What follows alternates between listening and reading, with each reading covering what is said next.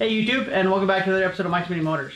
So in the last episode with the mini bike, I happened to mention that over the holidays I picked up some FLP parts for my Honda Ruckus. And as you can see, they're right here in front of us. And that's what we're going to be installing in this video. I am going to only be installing this half, the powder coated stuff, and not the raw stuff, because I still need to anodize that. But first, before we get started into this, I'm going to grab the camera, get it up closer so you guys can actually see all these parts, and I can give you a little description of all of them.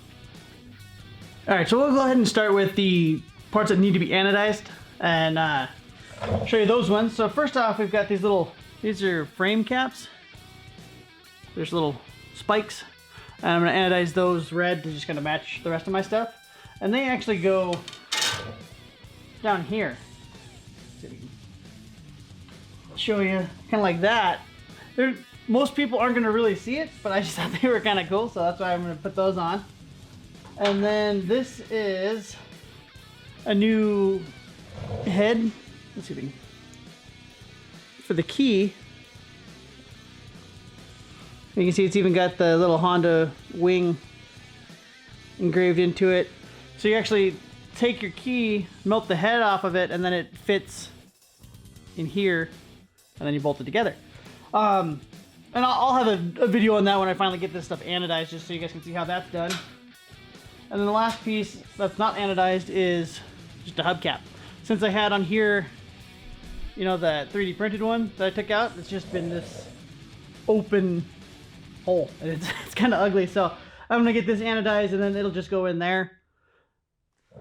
Clean that up a bit. And then next we've got, this guy is just the front frame cap. So on the Ruckuses, when you remove the factory plastics and everything like that, this is just kind of open, and I'll show you guys when I go to do the install, but it's just kind of a ugly opening. And I think actually my grom fender is gonna rub on this, but that'll be okay for now. And then the last thing we're gonna do is the rear sets. So what this does is it just, you remove your peg, you'll move this frame cap, and then it just goes right there, and it actually lets you put your pegs back a little further. And I'd never actually tried a bike with the rear sets on it up until I was down in Denver at Rolling Wrench, and Matt let me sit on his bike and I checked it out, and I actually liked the feel of it, so we're going to put them in here and see how I like it. So first off, we're going to go ahead and do the rear sets. So I got to get the old pegs, I almost called it hubs. They get the old pegs off. This here, they just pop out, so that's real easy. And then on the rear sets, there are some pieces here. Oops. There are some pieces here that are just raw aluminum, and I'm not going to anodize these. Not going to anodize these because they like sit in here, and then this goes over it, so you're not even going to really see it. If you do end up seeing a little bit, enough to bother me, then I can pull them off and anodize them at the same time as this stuff. So let me go ahead and get these pegs pulled off, and then we'll get these put on there.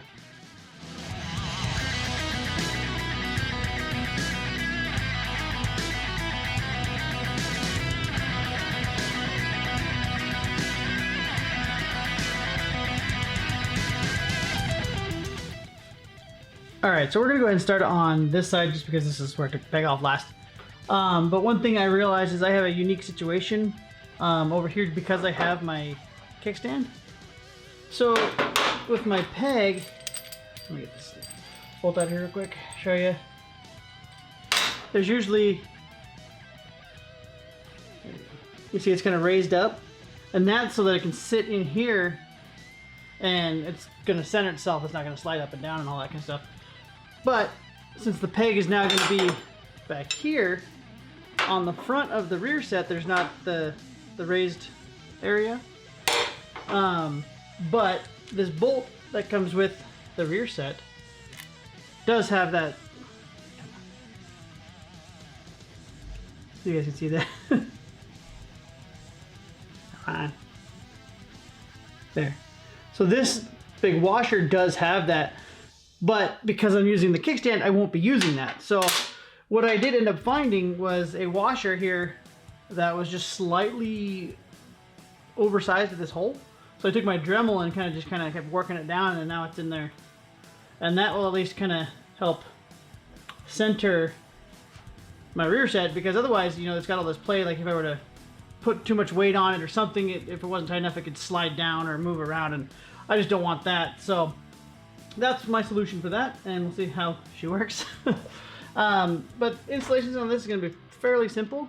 As you see up here on the frame, I already pulled out my frame cap. So what you got to do is there's two different these aluminum spacers.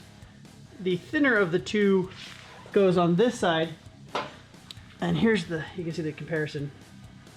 It's not quite double, but it's close. So it just slides right in there like that. Take the rear set, and you can see it is tapered here for the bolt. That goes in there like that, through there, and then you put the nylock nut on the back. And I'm just gonna hand tighten this one for now. So it's hanging there for now, and then we'll take this other bolt, and it will go through here, and also through my washer. We'll tight as the powder coat. Ah, it popped out.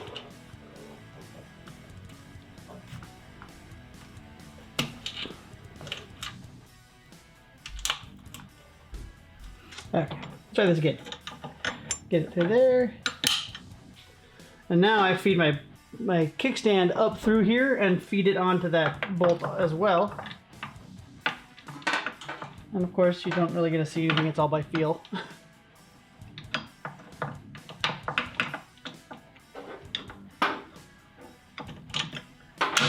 Okay, and then the other nylock goes in here. Come on.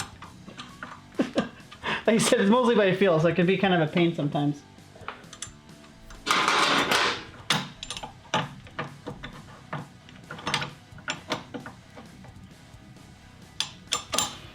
So I'll get that started. And then that should be a 17 millimeter. So you can get your wrench on here. This is way easier this way, like with these pegs, since they just screw on. I had to do it all with the wrench through here, and you get like that much play each time trying to loosen or tighten it.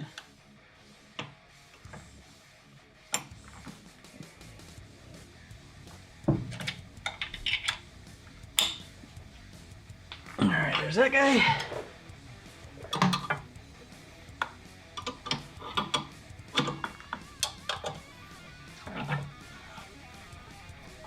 And I can already tell that these spacers in here, that the raw aluminum, I won't need to anodize, because I can barely see it, and it's because I'm looking for it.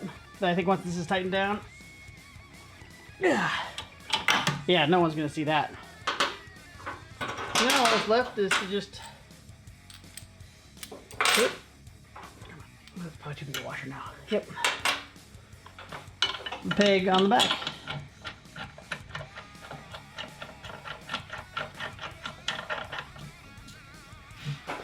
There we go. So there's one side done already, pretty simple.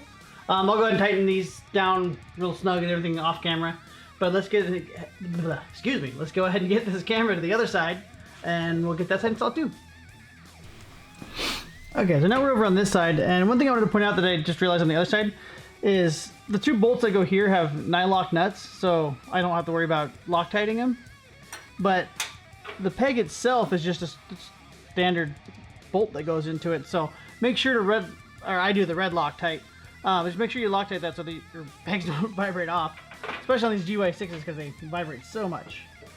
But yeah, so this side's gonna be a bit easier because I can use the washer with that raised part, so I don't have to make a washer thingy. So this one is the same thing that you just see on the other side, but it's gonna be easier. I'll go ahead and speed this thing up.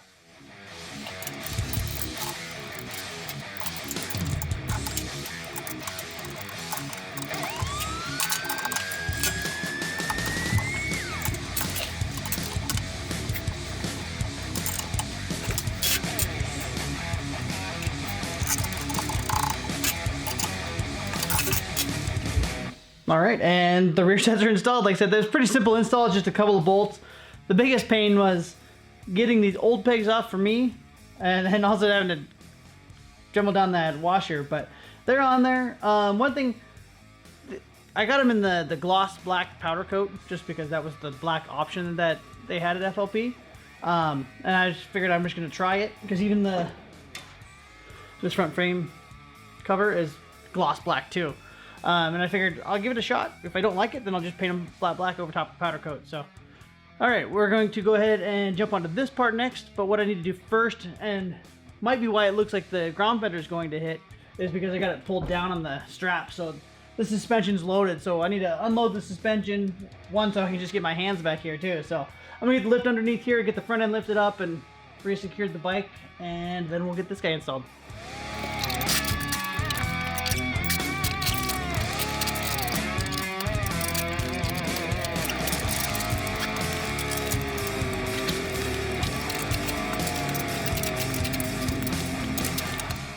All right, so we got the front of the Ruckus all up in the air, so we can move the wheel back and forth. And you can kind of see here. I got a flashlight here. You can kind of see a little better. Oops. Come on. You can see like that's what's behind here. It's just kind of a lattice for structure into the aluminum. So you just put this on there. One thing that I'm gonna see if this will still work with is I have this cup holder that I got from Small Engine Velocity. I might need to get a longer bolt if anything, but if I do for now, I'll just leave the cup holder off. But yeah, so all there is the plate, obviously, and then it comes with this little hardware setup, which is just a long bolt, dress-up washer, the spacer here, so that this doesn't just collapse when you tighten it down, and then a nylon nut. So I gotta first get the cup holder off, so I'm gonna get that off real quick.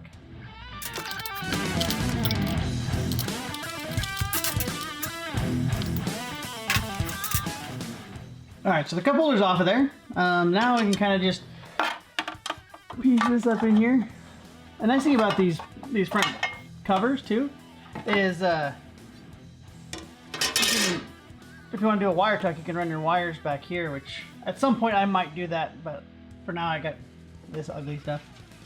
So let me go ahead and get this bolt off of here and the spacer, and we'll just take the bolt and the dress-up washer and put it through my cup holder and then through the hole in the frame. You can kind of see the bolt sticking out there. Slide the spacer over it, and no, I cannot use the cup holder right now. So I'll just leave that off. Put this back on here. And then we just need to line this up with the bolt.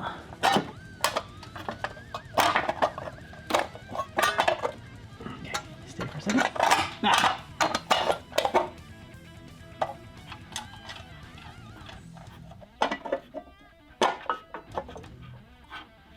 I wonder if this is actually supposed to go the other way.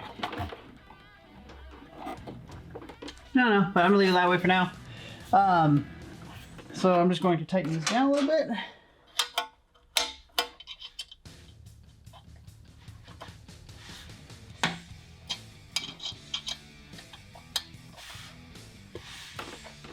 And voila, it's in there. I can get this lit up a little easier so you can see it. It's kind of a weird spot, but you can see we just got that black cover there now. It hides all the stuff here. Minus all my fingerprints all over it. But yeah, it's just a 1-bolt install. Pretty simple. I will have to get a bit longer bolt so that I can still use my cup holder. So it's gonna, yeah. I think I can just run to the hardware store, get a longer one tomorrow or something.